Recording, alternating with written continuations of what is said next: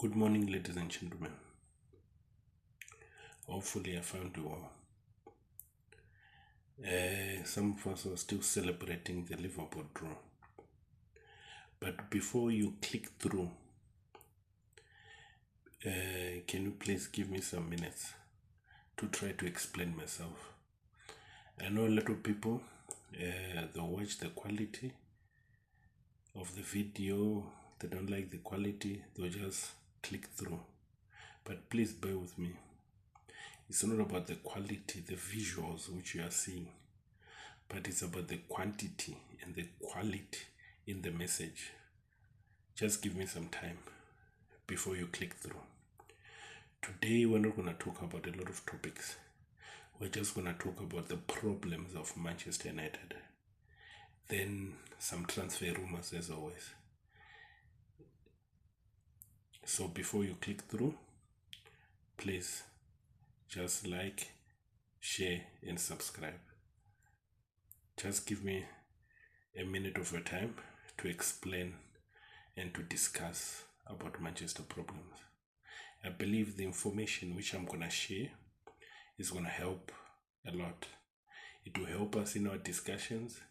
I know Manchester United supporters, we argue, we talk a lot. We are very passionate about our team. So some of the points which I'm going to give you, they might help us to achieve those certain goals which you want to achieve when you're arguing. So please bear with me. Let me start. Manchester United is regarded as a fallen giant. It's been a big team in England, Europe, even the world. Manchester United has attracted a lot of supporters because of his previous success, his success in the years which passed by. This is solely because of, say, Alex Ferguson and people were surrounding him that time. But now, since, say, Alex Ferguson left the club, we haven't even won anything in terms of the Premier League. We've won trophies here and there, the Europa, we've won the FA Cup, we've won again FA Cup with Ten Hag, we've won the Carabao again with Ten Hag. I think we've won about 5 trophies since Ferguson left, but we haven't won the big one, which is the Premier League. We haven't won even the Champions League. Even semi, we haven't been there. So what do you think happened to this big team? Let me give my 2 cents, what I assume is the problem. First of all, Manchester United was run and coached by Alex Ferguson for a long time. Everything was running smoothly. I don't think they prepared well for the departure of Ferguson. Because since Ferguson left, we brought in Van Gaal, we brought in Ole Gunnar Solskjaer, we brought in Mourinho, we brought in Ranić, we brought in Ten Hag. Now we've got Ruben Amorim, of which I believe in Amorim. I think now we've got the right guy. He's young, ambitious. I believe we found the right guy. We brought in all these coaches with different pedigrees, but still, it hasn't helped us. What do you think might be the problem? First of all, the main problem, it was the structure above the coach. Be it the technical directors, whoever were doing decisions above the coach. We had Eddie Woodward, we had, after that, we had John Mehta, Richard Arnold. I believe those people, they didn't play a good role. They did well, they tried their best, but what I think, Manchester United was run more of a commercial club than a football club. Our decisions were commercially based, not football based. The players which were buying, it was not about the structure of the team. Is it this player gonna fit? But it was about the player which were buying. Is he gonna sell how many jerseys? How is he gonna help us market the club? That's what I think. If you see all the transfers, we've done a lot of big transfers. Zlatan, Sanchez, Pogba, Cavani, Di Maria, Falcao, Basten, you can name them. We've bought big players with a high market value. Cristiano came back, Varane, Casemiro, a lot of people. But still, we're still in trouble. We didn't buy or bring in players which are needed to fit in the puzzle, even the missing link. Are we buying players with the same system? Are we buying players with the same characters? It was just about who's a good player that side, who's a good player that side, who's able to give us money in terms of jersey sales. That's the main problem, which I thought brought us to this problem. Then the other problem, I don't want to really blame the coaches. I blame the recruitment, like what I said. The coaches, they've got their up and down, their flaws, their strengths, their weaknesses. Because Van Gaal was a good coach. Mourinho was a good coach. But what happened? Solskjaer was darling of the crowd. Supporters loved him. Players loved him. But what happened? Rangnick. All the big coaches, they look up to Rangnick. Look at what he's doing in Austria now. But he failed at Manchester United. Jürgen Klopp looked up to Rangnick. They see him as a good father. But he came to Manchester. He was regarded as a failure. I think also it was a mistake to let him go. Rangnick was supposed to be our technical director or even our director of football now. But they let him go. It was another mistake. Those are some of the mistakes which I'm seeing. The problems which are affecting the team. Then we move away from the players. We go like to this season. Starting from the end of last season, there was a rumor they wanted to sell to fire our previous coach Ten Hag. But they looked around, they went all over Europe looking for coaches who were suitable for Manchester, but they couldn't get the right candidate. Then they end up leaving Ten Hag to coach the team, knowing very well that they want to fire the guy. They gave him a budget, they bought players which suits Ten Hag's style. Most of the players which were bought, I'm not saying they are bad players, but it was Ten Hag type of players. Although there was an agreement with the board and everything, but it was Ten Hag type of players. So if they knew that they wanted to fire the coach, there was no reason for investing a lot of money. As we speak, Manchester United doesn't have money to buy players. We have to sell to buy. We have to sell, we buy. That's another mistake. Before we move on, there's also this story about say Jim. That period of trying to sell the club, it affected us a lot. And that period also, from the day it was announced that Redcliffe is gonna buy the club until the takeover or his minority takeover was confirmed, it cost us because it was a shaky period. Even the players, they are not sure who's going to be the owner. Are we going to go? Even the coach is not sure. Am I still here? Am I going? That period, it affected us a lot. A lot. I'm going to talk of the problems about the players on a separate video. But as of now, I'm going to do like a first episode, then a second episode. I don't want to like bother people with long videos, because I've seen that people are just clicking maybe 2 minutes, 1 minute, 5 minutes of my videos. I want people to view all the videos. So I'm gonna do a part 2 about this. But let's move on. I'm talking of Ten Hag. Then they decided to fire Ten Hag in the middle of the season. Ten Hag was known for playing a 4-3-3. The big four, 3 midfielders, 3 up front. That is a striker and 2 wingers. Then what do? You bring a coach who plays a back 5 with 3 central defenders. Completely different approach. The way of thinking, the way of doing things is completely different. To make it worse, they are saying there's no money again for the coach.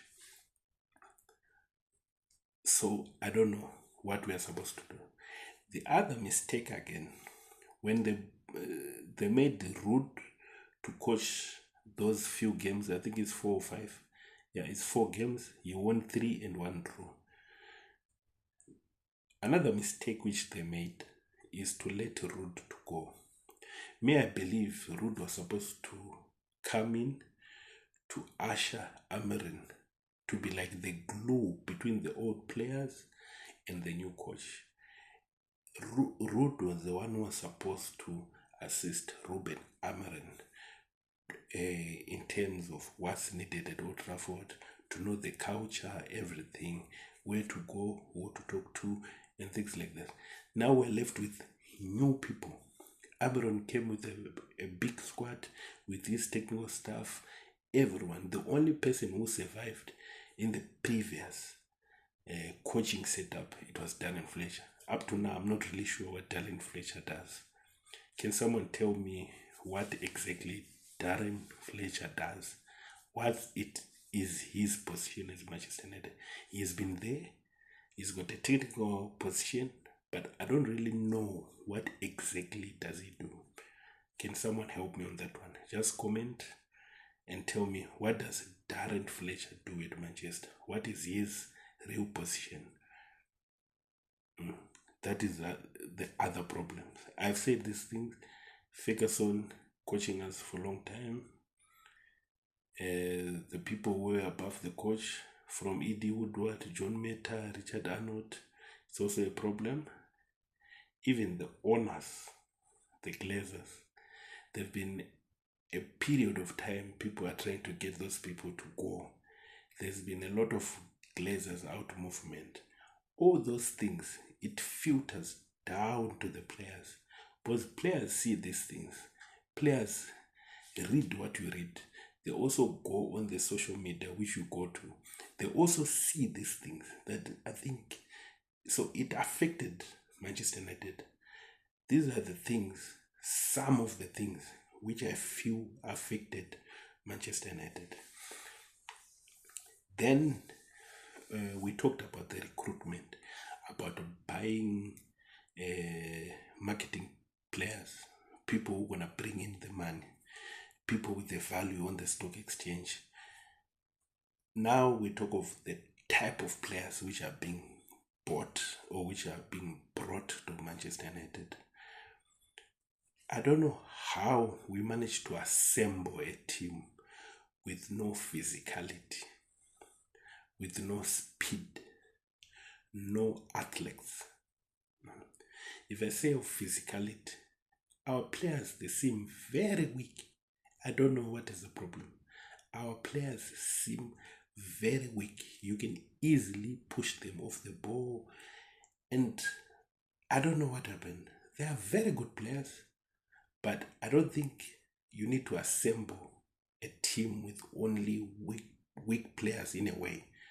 You need to mix and match to have those who are physically fit and those ones which play a clean game. I'm not saying they're bad players, but I think we assembled the wrong type of players to be in one team.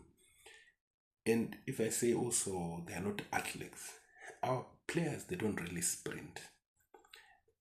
Every match we play, people always outrun us.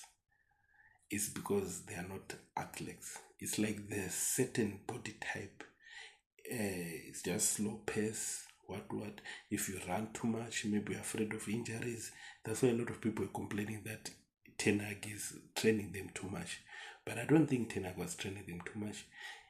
Our players were not able to cope with such a high demand of exercises.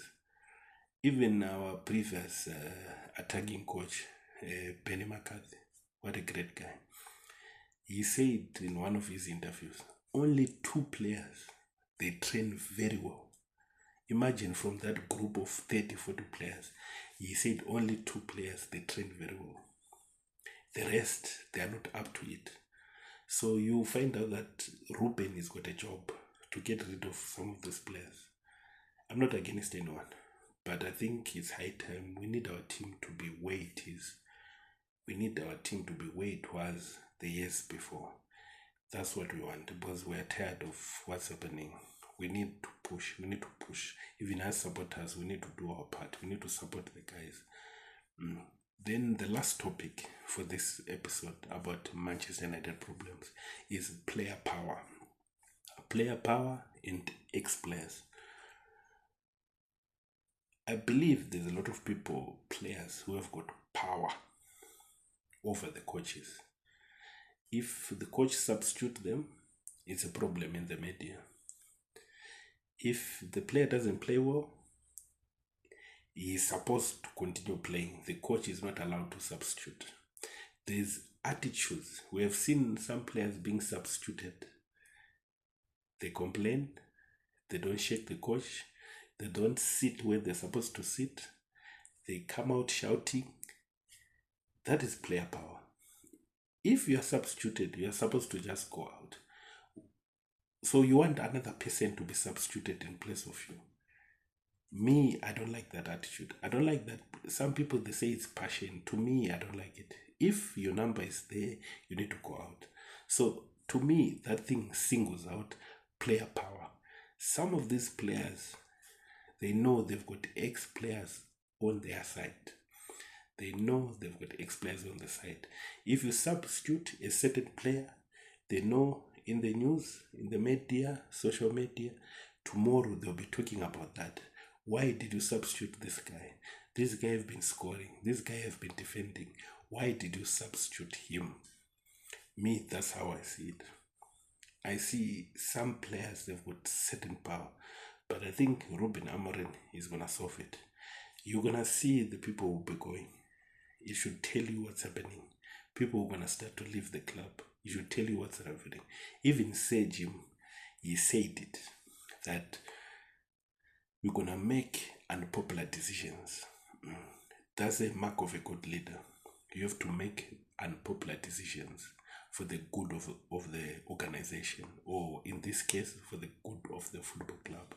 So I believe certain high-profile players, they're going to go because of attitude and because of the baggage which they bring in, because of the camp which is behind those players.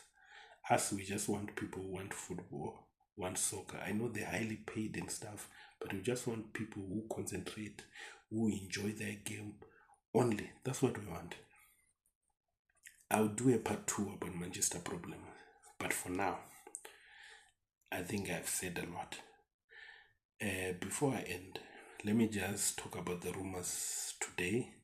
About me, I don't want to make it a transfer channel. I've told you, some people, they just want to hear transfer news. And you know, Manchester United, every time when it's a transfer season, we're linked to every player. Some people even make a joke that you should look even your dogs or cats, because Manchester United is going to sign. We're linked to everyone. So I don't know what's true, what's there. Some agents, they use Manchester United as an advantage. That they want contracts for their players, or they want to secure moves. So they just feed things to the media. So some of these rumors, I don't know how true they are. Me, I'm not going to deal with them to lie to you that this is happening. But today's rumors, there's this one for Zexi going to Juve. Then a swap deal with Dusan Vlahovic from Juve. Swap deal, one coming this side, another one going. I don't know how true is that. We have to wait and see. But when it's confirmed, I'll give you that news. There's another one which just broke just now. But I know you are seeing this thing in the morning. It broke yesterday night. Randall Kolomwani. We are hearing that Ruben Amorim fences the guy. So I don't know. We need a striker. There's also that one for Victor. It's also there. So there's Victor, OCM. There's Dusan Vlahovic. There's Rando Kolomwani. So I don't know. We need someone to help Rasmus. That's what I think. Please, if you like this content, can you please like, share, and subscribe? Forget about the quality. We'll get there. The channel will grow big. We'll get all the equipment to bring you the necessary quality you need in terms of visual, in terms of what you are seeing. But to me, I take this as a podcast. It's about listening what I'm saying. Do you agree with my views? Do you disagree? No one is perfect. Me, I'm just telling you what I believe is happening at Manchester. So today's topic was Manchester United problems. I hope I found you well wherever you are. Thank you. Enjoy your day.